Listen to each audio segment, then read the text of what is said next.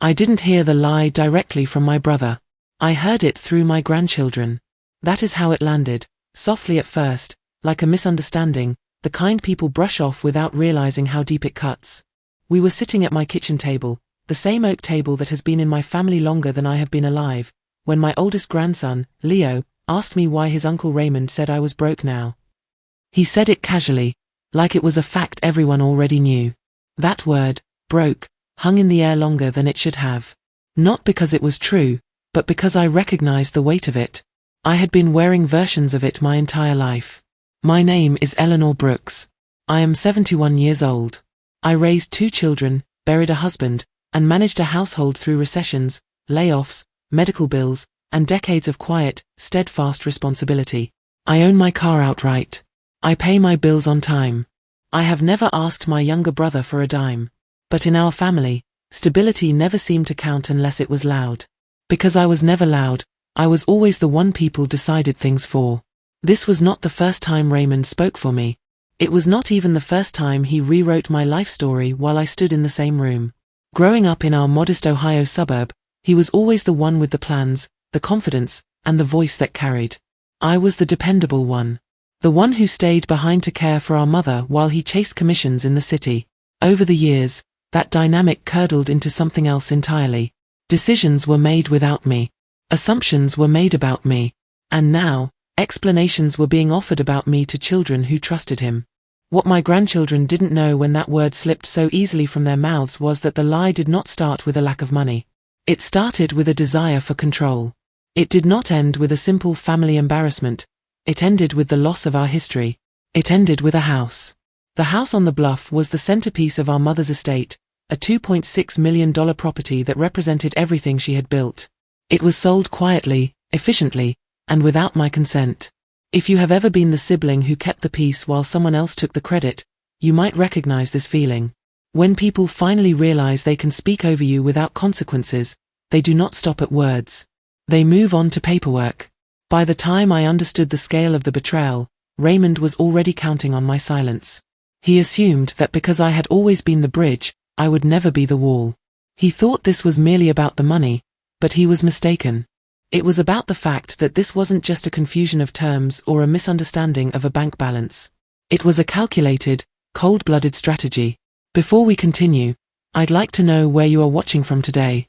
If you have ever been dismissed or treated like you were invisible because of your age, please subscribe to support me. It helps ensure that voices like ours aren't silenced. Leave a comment below with your thoughts. I like to think that one day, Raymond might stumble across these words and finally see the truth he tried so hard to bury. Subscribe now so you can listen to how the rest of this unfolded. The following Sunday, I hosted the family for what I thought was a routine dinner. It was a warm afternoon, the kind where the humidity clings to the screen door, and the smell of roasting chicken usually fills the house with a sense of permanence. I was in the kitchen, carefully slicing heirloom tomatoes from my garden, when I heard Raymond's voice drifting in from the back porch. He was holding court, as he often does, his tone calibrated for maximum authority. I paused, knife midair, as I heard my daughter's voice ask him about the summer taxes on the family estate. Raymond's response was a masterpiece of manufactured concern. He sighed, that heavy, performative exhale he uses when he wants to appear burdened by the incompetence of others. "We really have to be careful how we handle things now," he told her, his voice dropping to a conspiratorial stage whisper. "Eleanor is struggling. She's been making poor choices for years, and frankly, she's depleted what little she had left. If I hadn't stepped in to manage the house sale, she'd likely be asking you for rent money by Christmas. Just let her have her dignity, but don't expect her to contribute to the Grandkids' college funds anymore. She's functionally broke." I stood frozen by the sink, the juice from a tomato staining my thumb like a bruise. It wasn't just the lie that stung, it was the practiced ease with which he delivered it. He wasn't just talking about my bank account, he was stripping me of my role as the matriarch. To my children and grandchildren, I was being transformed from the woman who held the family together into a charity case to be managed. I looked down at my hands, hands that had worked for 50 years, hands that had never taken a handout, and felt a wave of profound, cold shame. It wasn't the shame of being poor, it was the shame of being perceived as diminished. Later that evening, I watched Sarah hesitate before asking for a second helping of dessert. She looked at me with a mixture of guilt and anxiety, as if my kitchen were a food bank and she was taking a portion I couldn't afford to lose. "It's okay, Grandma," she murmured, pulling her hand back. "I'm not that hungry." That small gesture hurt more than any legal document Raymond could have signed. He had successfully planted a seed of pity in the hearts of the people I love most. He had stolen my reputation to justify his own greed, framing his seizure of the $2.6 million inheritance as an act of brotherly rescue rather than what it actually was, a calculated theft of my birthright. As I cleared the plates in a house that suddenly felt far too quiet, I realized that money can be recovered, but the way your family looks at you is a much more fragile currency. Raymond had spent decades preparing them to believe I was weak so that when he finally moved to take the house, no one would think to ask for my side of the story. He didn't just want the equity, he wanted the moral high ground. I realized then that the theft of my reputation was the most expensive thing I had ever lost. It was the moment I stopped mourning the money and started preparing for the truth. The house on the bluff was never just a structure of wood and stone, it was the anchor of our family's identity. Built in 1954, it sat perched above the shoreline, a sprawling craftsman with wide windows that drank in the light of the morning sun. My father had bought it with the savings from his years at the mill, and my mother had spent 40 years turning it into a sanctuary. I remember the exact smell of the hallway, waxed oak and lavender, and the way the floorboards near the fireplace would groan in a specific, musical way when someone walked over them. For the last decade of my mother's life, I was the one who kept that house breathing. I was the one who climbed the ladder to clear the gutters, who negotiated with the plumbers, and who spent my weekends painting the shutters while Raymond sent check-in texts from his high-rise apartment 300 miles away. I didn't mind the work. I saw it as a stewardship. Mother always said that the house was our safety net, a legacy that would eventually be split equally to ensure both her children were secure in their twilight years. Legal ownership is a cold, clinical thing compared to the warmth of memory, but I was no fool. I knew the deed was held in a family trust, a document drafted years ago that named us as co-trustees upon her passing. The property value had climbed steadily, reaching that staggering $2.6 million mark as the area transformed from a sleepy coastal town into a luxury enclave. To Raymond, that number was a score, a way to settle his own mounting debts or perhaps just a means to feel superior. To me, it was the place where Leo and Sarah would learn to swim, just as I had. It was a physical manifestation of our parents' hard work. I had lived my life with the quiet assurance that, even as a widow on a fixed income, I had a foundation. I wasn't broke because I held half of a history that was worth more than its market price. I had been careful with my own finances precisely because I didn't want to be a burden, assuming the house would be the final piece of the puzzle. But lately, the air around the estate had changed. When I drove past it last Tuesday, I noticed the flower beds I had painstakingly weeded were starting to overgrow. More unsettling was the sight of a black SUV parked in the driveway, one I didn't recognize. When I called Raymond to ask if he'd hired a new maintenance crew, his voice was clipped and dismissive. He told me he was handling the logistics and that I shouldn't worry my head about the details. "It's a lot of paperwork, Eleanor," he had said, his tone dripping with a condescending sweetness. "I'm just trying to take the weight off your shoulders." It was the same tone he used when he told the grandkids I was penniless. A cold, hollow feeling began to settle in my chest. I looked at the heavy brass key on my keychain, the one that had opened that front door for 50 years, and I felt a sudden, terrifying intuition. Raymond wasn't just managing the house, he was moving as if I no longer existed. The tension wasn't coming, it was already here. I sensed that while I was mourning our mother, my brother had already finished the sale. The confirmation didn't come as a dramatic phone call or a tearful confession. It came in a thin, white envelope from the county tax assessor's office, addressed to the current resident or owner. I found it wedged between a grocery circular and a utility bill. My hands did not shake as I opened it. I sat at my oak table, the afternoon sun casting long, skeletal shadows across the wood, and read the words that effectively erased my history. The property on the bluff was no longer listed under the Brooks Family Trust. It had been transferred 3 weeks ago to a private holding company I didn't recognize. The sale price sat there on the page, stark and undeniable, $2.6 million. I felt a strange, detached coldness, as if I were reading about a stranger's life. Raymond had not just sold the house, he had liquidated it with a surgical precision that required my signature, or a very convincing imitation of it. I realized then why he had been so insistent on me resting and letting him handle the tangled legalities of the estate during the month following the funeral. I spent the next 4 hours at my computer, a machine I use mostly for bridge games and photos of the grandkids, navigating the labyrinth of the county's digital records. I found the digital copies of the closing documents.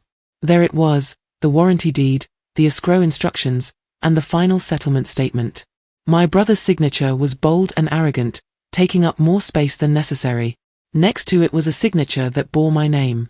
It was a neat, cursive script that looked like mine at a glance, but lacked the slight tremor I've developed in my right hand over the last few years. He had used a power of attorney I didn't recall signing, or perhaps he had simply relied on the fact that the escrow officer wouldn't question a well-dressed man in a luxury suit representing his ailing, elderly sister. The narrative he had been spinning to the family, the story of my poverty and mental decline, wasn't just an insult. It was the foundation of his legal defense. He had created a paper trail of my incompetence to justify his unilateral control. I looked at the timestamps on the emails he had sent me during that period. They were filled with vague updates about market delays and structural inspections, all while the funds were being wired into an account I couldn't see. He had even sent me a photo of a broken pipe that didn't exist, likely to explain away a loss in the final payout. The sheer scale of the preparation was breathtaking. He had played me like a slow-moving target. I stood up and walked to the window, watching the street lamps flicker to life. The neighborhood looked the same, but the world I lived in had fundamentally shifted. Raymond thought he had won because the money was gone and the house was sold. He thought my silence was a sign of defeat, a confirmation of the broken woman he had described to my grandchildren.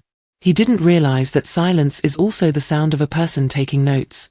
I walked to my desk, opened a fresh legal pad, and wrote his name at the top of the page. This was no longer a family matter. It was a matter of record. The ripple effect of a well-placed lie is a fascinating thing to observe when you are the subject of it. Over the next 2 weeks, the narrative Raymond had constructed began to solidify among our extended family like quick-drying cement. It started with a phone call from my cousin Martha in Virginia, someone I usually speak to twice a year. Her voice was uncharacteristically hushed, draped in that thick, artificial sympathy people use when they think they are talking to the terminally ill. She didn't ask how I was. She told me she was praying for my stability and mentioned a pamphlet for a low-income senior living facility she had seen. Then came the emails from my sister-in-law, suggesting I sell my car before the repo men came, and offering to take some of my excess furniture off my hands to help me downsize. It was a coordinated campaign of erasure. Raymond had convinced them all that I was a ticking financial time bomb, and they were all rushing to provide me with a soft landing I hadn't asked for and didn't need. The most painful part was the subtle shift in how the children's parents treated me. My own daughter, influenced by Raymond's constant updates on my supposed decline, began showing up at my house unannounced to check my fridge. She would look at a half-empty carton of eggs not as a sign of a single woman's grocery habits, but as evidence of a looming famine. When I tried to talk about the $2.6 million from the house sale, she would look away, her eyes filling with a pained, patronizing kindness. "Let's not worry about the big numbers right now, Mom," she would say. "Raymond is handling the heavy lifting so you don't have to stress. He said the house sale was a mess because of the taxes you missed." It was a perfect circle of deception.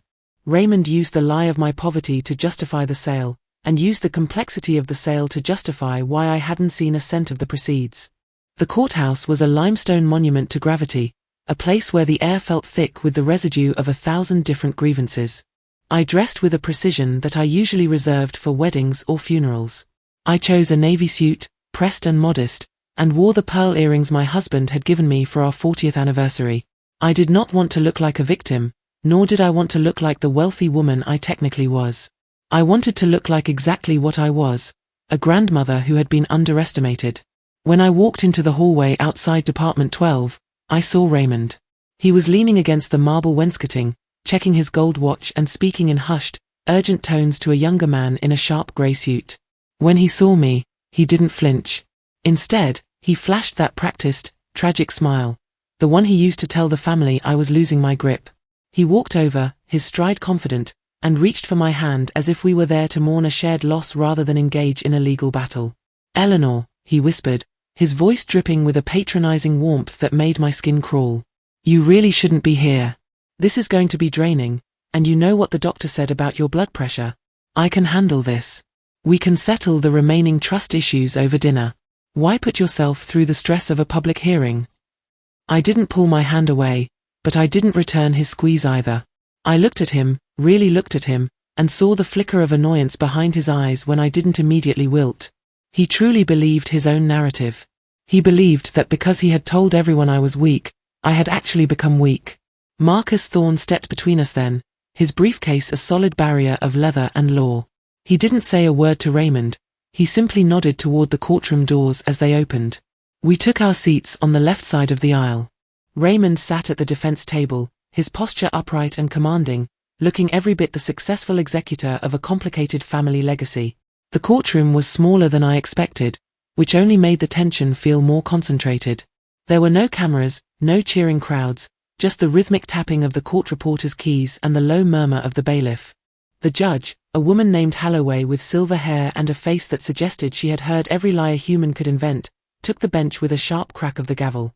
Raymond's attorney began the proceedings with a masterful opening. He spoke of the tragic decline of a beloved sister, the unfortunate necessity of liquidating assets to ensure long-term care, and the aggressive, confusing nature of modern real estate. He painted a picture of a brother who had sacrificed his own time to save a family from the financial ruin of an aging matriarch. I sat perfectly still, my hands resting on the table. I didn't scoff, and I didn't cry. I watched the judge's pen. Marcus Thorne didn't lead with the forgery. He didn't start with the $2.6 million. He started by asking for a clarification of the trust's timeline. He moved with a deceptive slowness, laying out the dates of my mother's passing, the date of the secret sale, and the dates of the emails Raymond had sent me. Each document was entered into evidence with a quiet, clinical efficiency. Raymond sat back, a smug look of boredom crossing his face, as if this were all a tedious formality. He whispered something to his lawyer and chuckled softly. He thought we were arguing about clerical errors. He thought he had already won because the money was sitting in his accounts. He didn't see the trap until Marcus turned to face him, holding a single piece of paper that hadn't been in the initial discovery packet. The room went silent. Marcus looked at the judge, then at my brother, and finally asked the one question that Raymond hadn't prepared a lie for. The silence in the courtroom felt brittle, as if the air itself were made of glass. Marcus Thorne didn't raise his voice, he didn't need to. He walked to the center of the floor, holding a small, laminated card that looked out of place among the reams of legal bond paper. It was my mother's old library card, the one she had used until the month she passed. He placed it on the evidence table next to the $2.6 million closing deed. "Mr. Brooks," Marcus said, his voice as smooth as polished stone, "you have testified that your sister, Eleanor, signed the final sale authorization in your presence on the 14th of last month, at approximately 2 o'clock in the afternoon, in your office. Is that correct?" Raymond straightened his silk tie, a flash of irritation crossing his face at the simplicity of the question. "Yes," he replied, his tone dripping with condescension. "I've said that 3 times now." She was confused, but she signed it. I was merely there to facilitate the process for her own benefit.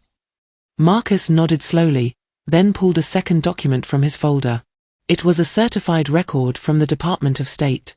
"Then can you explain, Raymond, why Eleanor's passport was scanned at the Canadian border crossing in Windsor at 12:15 that same morning, and why this notarized affidavit from her physician in Toronto places her in a medical consultation 400 miles away at the exact moment you claim she was in your office signing away her inheritance?"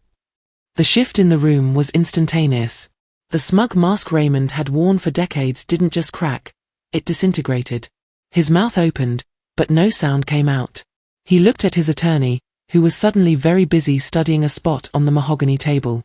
The $2.6 million narrative wasn't just under attack, the foundation had been removed.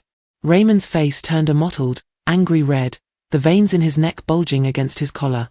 He looked less like a powerful executive and more like a cornered animal.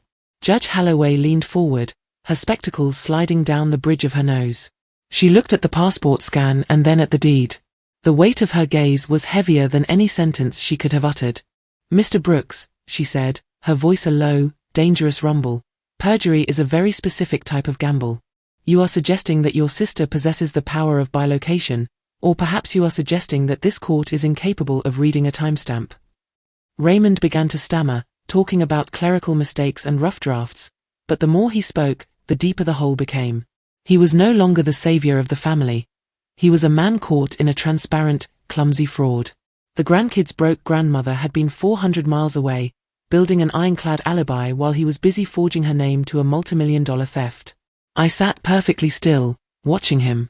I didn't feel a rush of joy, only a profound sense of relief that the truth had finally found its way into the light. The judge didn't issue a final ruling right then. She didn't have to. She ordered an immediate freeze on all accounts associated with the Brooks Family Trust and the holding company Raymond had created. She looked at Raymond with a cold, judicial contempt that signaled the end of his reign. "We are going to take a recess," she announced, the gavel hovering in the air like a guillotine. "And when we return, I expect a full accounting of every cent of that $2.6 million. If one penny is missing, Mr. Brooks, you won't be worried about your sister's finances, you'll be worried about your own liberty." The gavel struck the wood with a final, echoing thud that left the room in a state of suspended animation. The aftermath of a victory in court is rarely as loud as the battle itself. As we filed out of the courtroom, the silence in the hallway was heavy, but it was no longer the silence of a secret. Raymond didn't look at me. He walked past with his head down, clutching his briefcase as if it could still protect him from the reality of the freeze on his accounts. The consequences began to ripple outward within hours. By the next morning, the private holding company he had used to hide the $2.6 million was under a forensic audit. The sharp, expensive life he had built on a foundation of other people's trust began to fray at the edges. But there was no celebration in my house. I didn't open a bottle of champagne or call my friends to brag.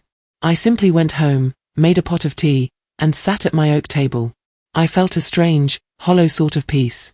The money would eventually be recovered, but that was just math. The real work was the quiet reconstruction of my family. A few days later, my daughter brought Leo and Sarah over. The atmosphere was different now. The pity that had clouded their eyes was gone, replaced by a confused, tentative curiosity.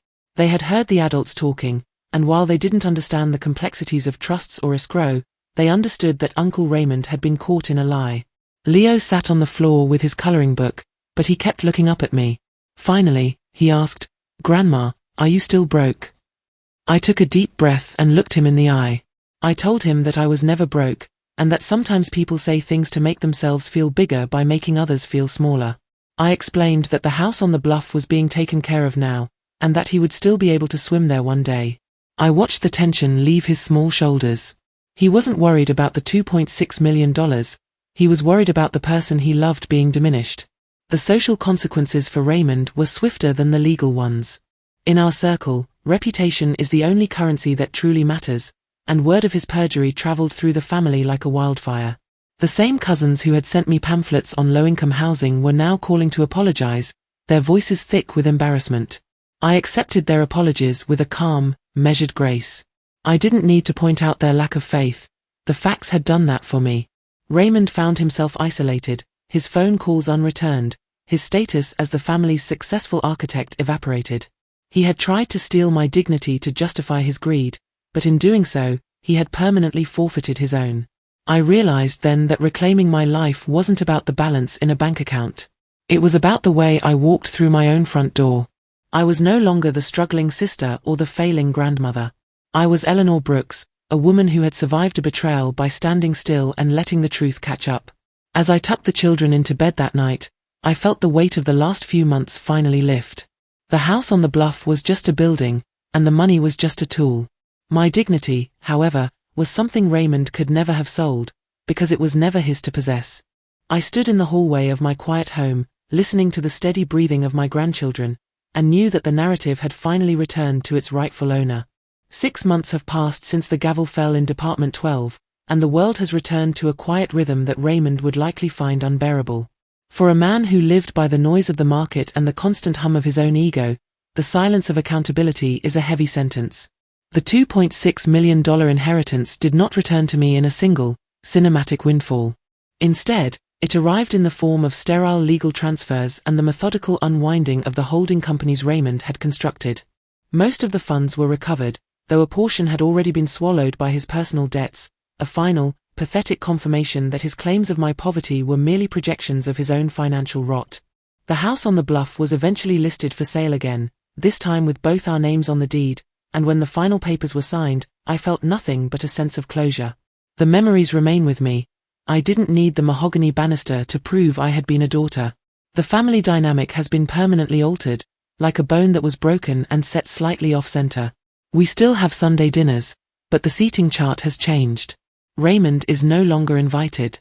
He lives in a rented apartment now, his luxury SUV replaced by a sensible sedan he can actually afford.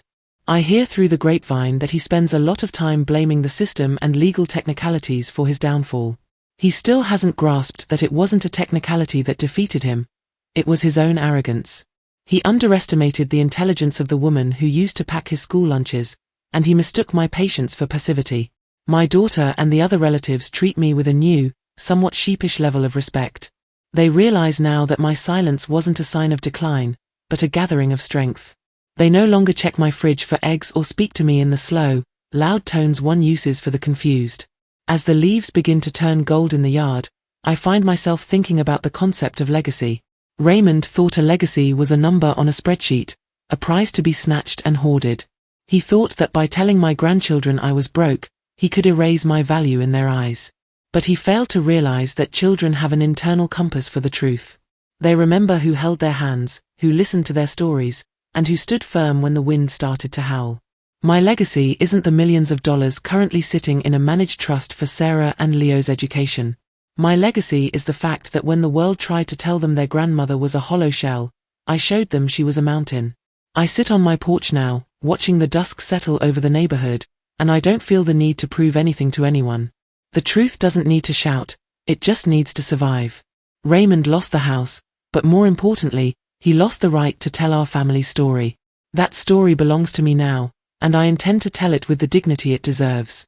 The final accounting of the Brooks Family Trust was finalized on a Tuesday morning, exactly 14 months after the first lie was whispered. The final figure returned to the estate was $2,482,000, a sum that Raymond had nearly managed to vanish into the thin air of offshore accounts and luxury lifestyle choices. I sat in Marcus Thorne's office one last time to sign the distribution papers. There was no grand confrontation with my brother, no dramatic speech where I demanded he see the error of his ways. In fact, I haven't spoken to Raymond since the day he left that courtroom. If you have ever been dismissed or talked over because of your age, you know that the greatest retort isn't a shout. It is a successful life lived on your own terms. I didn't need his apology to feel whole, and I didn't need his admission of guilt to know I had won. I spent the afternoon setting up educational subtrusts for Leo and Sarah. Those funds are locked away now, protected by the very legal mechanisms Raymond tried to subvert. When I look at the paperwork, I don't see dollar signs. I see the safety net my parents intended for us. I've realized that people like Raymond view the world as a game to be won, but for those of us who have lived through decades of real loss and real recovery, we know that the only thing you truly own is your word. He traded his family and his honor for a temporary hold on a $2.6 million asset, only to end up with neither. I still have that old oak table. It is scratched and worn, and it wouldn't fetch $100 at an auction, but it is where my grandchildren sit and tell me the truth about their day. They don't look at me with pity anymore. They look at me with the quiet, steady respect one gives to a person who knows exactly who they are. I have learned that the loudest person in the room is usually the most afraid, while the one who listens has already gathered the keys to the kingdom. If you find yourself being written out of your own story, remember that the pen only has as much power as you give it. My name is Eleanor Brooks, and my story is finally, and permanently, my own. Truth is not a prize you win. It is a ground you stand on until everyone else runs out of breath.